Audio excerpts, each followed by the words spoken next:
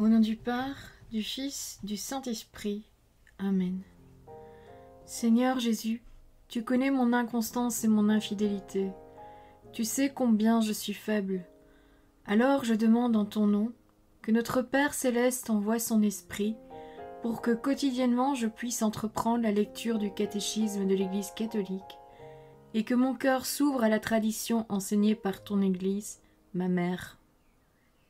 Que je puisse ajuster toutes mes actions et mes œuvres à son enseignement. Mon Jésus, avec confiance j'abandonne la constance et la fidélité de toute la démarche entre tes mains. Que Saint Michel Archange et mon ange gardien protègent et défendent chaque moment quotidien consacré à cette lecture. Maintenant, avec toi et par ta voix, disons: Notre Père, qui es aux cieux, que ton nom soit sanctifié, que ton règne vienne, que ta volonté soit faite sur la terre comme au ciel. Donne-nous aujourd'hui notre pain de ce jour. Pardonne-nous nos offenses comme nous pardonnons aussi à ceux qui nous ont offensés. Et ne nous laisse pas entrer en tentation, mais délivre-nous du mal. Amen. Ensemble, mon Jésus d'amour, saluons notre sainte maman, la Vierge Marie.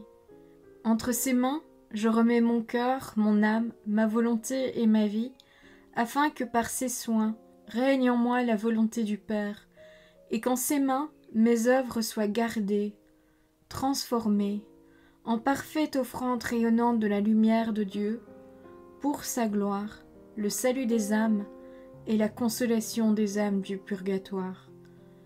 Je te salue Marie, comblée de grâce. Le Seigneur est avec toi, tu es bénie entre toutes les femmes, et Jésus, ton enfant, est béni. Sainte Marie, Mère de Dieu, prie pour nous, pauvres pécheurs, maintenant et à l'heure de notre mort. Amen. Je te salue Marie, comblée de grâce, le Seigneur est avec toi. Tu es bénie entre toutes les femmes, et Jésus, le fruit de tes entrailles, est béni. Sainte Marie, Mère de Dieu, prie pour nous, pauvres pécheurs, maintenant et à l'heure de notre mort. Amen. Je te salue Marie, comblée de grâce, le Seigneur est avec toi, tu es bénie entre toutes les femmes, et Jésus, le fruit de tes entrailles, est béni. Sainte Marie, Mère de Dieu, prie pour nous pauvres pécheurs, maintenant et à l'heure de notre mort. Amen. Ô Saint-Esprit, par l'intercession du cœur immaculé de la Sainte Vierge Marie, et par le cœur chaste de Saint Joseph, donne-moi un cœur doux, humble, pur, miséricordieux et charitable. Rends-moi docile à tes célestes inspirations, et prompte à y répondre. Que mon cœur enflammé de ton amour soit en toutes ses œuvres dans la volonté du Père, œuvrant ainsi sous ton joug léger et joyeux. Père céleste, je fais ces demandes par les mérites, les œuvres et les souffrances de Jésus-Christ, ton Fils bien-aimé. En mon nom, au nom des âmes de ma famille, au nom des âmes de mes proches, au nom des âmes qui se sont recommandées à mes prières, au nom des âmes constituant ta Sainte Église, le pape, les cardinaux, les évêques, les prêtres, les religieux et religieuses, les laïcs, au nom des âmes qui ne te connaissent pas, des âmes des païens, des âmes des hérétiques, des âmes des apostats et des âmes froides. En tout temps, dans les siècles des siècles. Amen. L'âme et la connaissance humaine du Christ, numéro 471. Apollinaire de Laodicée affirmait que dans le Christ, le Verbe avait remplacé l'âme ou l'esprit. Contre cette erreur, l'Église a confessé que le Fils éternel a assumé aussi une âme raisonnable humaine. Numéro 472. Cette âme humaine que le Fils de Dieu a assumée est douée d'une vraie connaissance humaine. En tant que telle, celle-ci ne pouvait pas être de soi illimitée.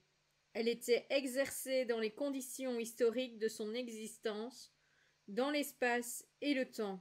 C'est pourquoi le Fils de Dieu a pu accepter, en se faisant homme, de croître en sagesse, en taille et en grâce. Voir l'Évangile selon saint Luc, chapitre 2, verset 52. et même d'avoir à s'enquérir sur ce que, dans la condition humaine, on doit apprendre de manière expérimentale. Cela correspondait à la réalité de son abaissement volontaire dans la condition d'esclave. Voir la lettre aux Philippiens au chapitre 2, verset 7. Numéro 473. Mais en même temps, cette connaissance vraiment humaine du Fils de Dieu exprimait la vie divine de sa personne. La nature humaine du Fils de Dieu, non par elle-même, mais par son union au Verbe, connaissait et manifestait en elle tout ce qui convient à Dieu. C'est en premier lieu le cas de la connaissance intime et immédiate que le Fils de Dieu fait homme a de son Père. Le Fils montrait aussi dans sa connaissance humaine la pénétration divine qu'il avait des pensées secrètes du cœur des hommes. Numéro 474. De par son union à la sagesse divine en la personne du Verbe incarné, la connaissance humaine du Christ jouissait en plénitude de la science des desseins éternels qu'il était venu révéler. Ce qu'il reconnaît ignorer dans ce domaine, il déclare ailleurs n'avoir pas mission de le révéler. La volonté humaine du Christ. Numéro 475. De manière parallèle, l'Église a confessé au 6e concile œcuménique que le Christ possède deux volontés et deux opérations naturelles, divines et humaines, non pas opposées mais coopérantes, de sorte que le Verbe fait chair a voulu humainement, dans l'obéissance à son Père, tout ce qu'il a décidé divinement avec le Père et le Saint-Esprit pour notre salut. La volonté humaine du Christ suit sa volonté divine sans être en résistance ni en opposition vis-à-vis d'elle, mais bien plutôt en étant subordonnée à cette volonté toute puissance. Le vrai corps du Christ. Numéro 476. Puisque le Verbe s'est fait chair en assumant une vraie humanité, le corps du Christ était délimité. À cause de cela, le visage humain de Jésus peut être dépeint. Au 6e concile œcuménique, l'Église a reconnu comme légitime qu'il soit représenté sur des images saintes. Numéro 477. En même temps, l'Église a toujours reconnu que dans le corps de Jésus, Dieu, qui est par nature invisible, est devenu visible à nos yeux. En effet, les particularités individuelles du corps du Christ expriment la personne divine du Fils de Dieu. Celui-ci a fait sien les traits de son corps humain au point que, dépeints sur une image sainte, ils peuvent être vénérés, car le croyant qui vénère son image vénère en elle la personne qui y est dépeinte. Le cœur du Verbe incarné. Numéro 478. Jésus nous a tous et chacun connus et aimés durant sa vie, son agonie, sa passion, et il s'est livré pour chacun de nous. Le Fils de Dieu m'a aimé et s'est livré pour moi. Voir la lettre aux Galates, chapitre 2, verset 20. Il nous a tous aimés d'un cœur humain.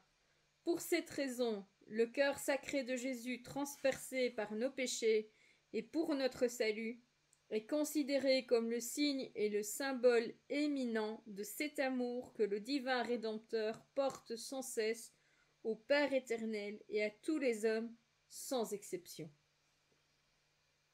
Voilà, c'est tout pour aujourd'hui. Je vous souhaite à tous une bonne et sainte journée, que le Seigneur vous bénisse tous, nous bénisse tous, et que notre ange gardien veille bien sur chacun de nous. Au nom du Père, du Fils, du Saint-Esprit. Amen.